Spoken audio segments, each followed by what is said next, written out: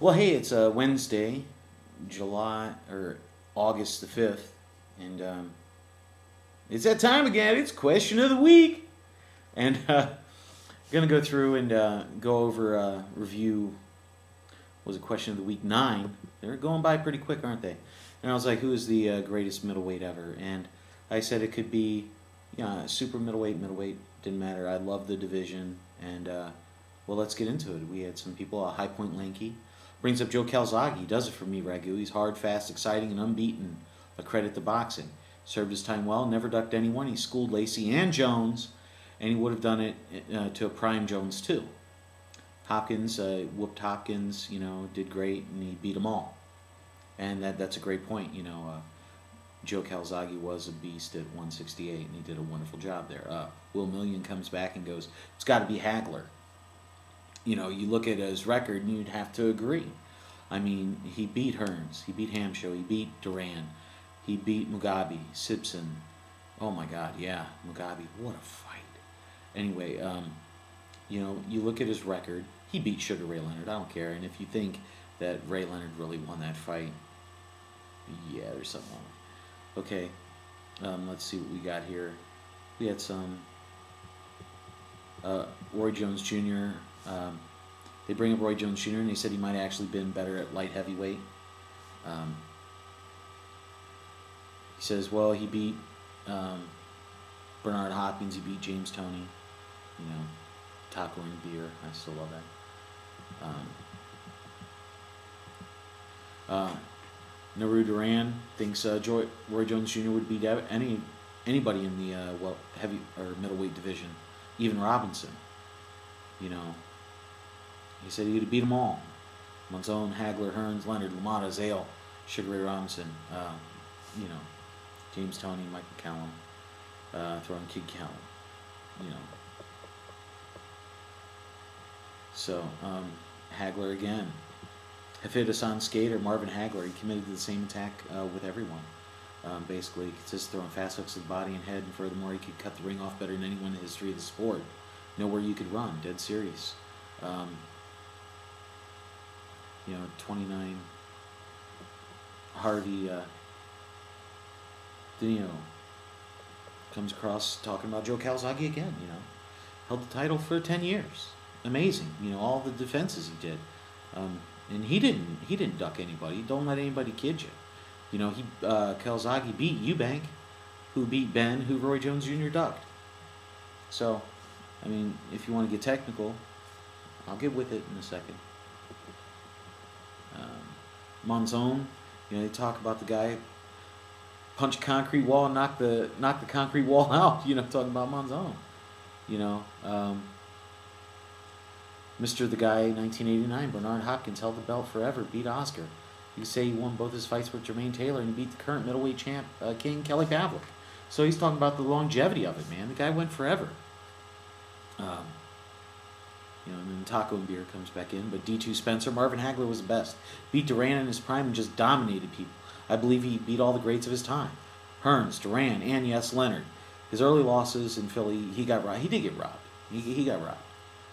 And never got the credit that he really deserved until late in his career. Another Hagler from Dragon Style. I was expecting a video, man. Another one for Bernard. It went Carlos Monzon, Bernard Hopkins, Roy Jones Jr., Calzaghe, and Hagler. And overall, Hagler, by far, had more people going for him than anybody. And even when they would mention Monzon, they threw in Hagler right next to him. And Hagler was always either 1 or 1A. And as it went back and forth, you loved it. Shrimper07, I go for Hagler too. Such a strong, come-forward fighter, and his defeat to Leonard is open to debate, to say the least. That's right. And I'd love to see his fights, his wins over Alan Minter in the surroundings. Oh my, they were throwing loaded beer bottles at him. Bottles. You full beer. They were so mad, they were throwing full beer. And this wasn't it in Britain? It was in Europe. And, for them to be throwing full beer bottles away, that's crazy. If I did that, my boys in Ireland would get me and they would stuff me in a trunk. God, I like Rich. Or God like Rich. Roy Jones Jr., Hagler, or Hopkins. He says those guys are all interchangeable. Comes back with Jones, hand speed combos, reflexes, voice for vendetta. I love it. Hagler was the best. He was in the golden age of boxing in general and came out on top. How can you argue with him?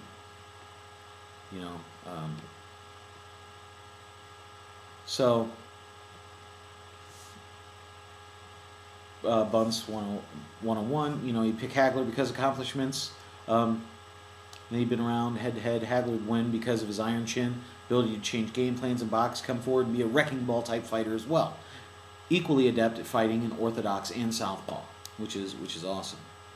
Yeah, amazing middleweight. So Arsenal, I have Hagler ahead of Leonard, even though Leonard beat Hagler in their one encounter. He did retire because of that. But, Hopkins was the middleweight champion longer and more title defenses can be argued, but he never faced the opponents that Hagler did, the Durans, the Hearns, and all those. So,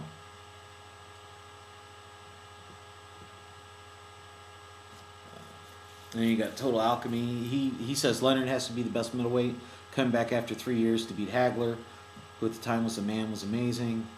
We're talking super middleweights, also Calzaghe. He brings up, and no,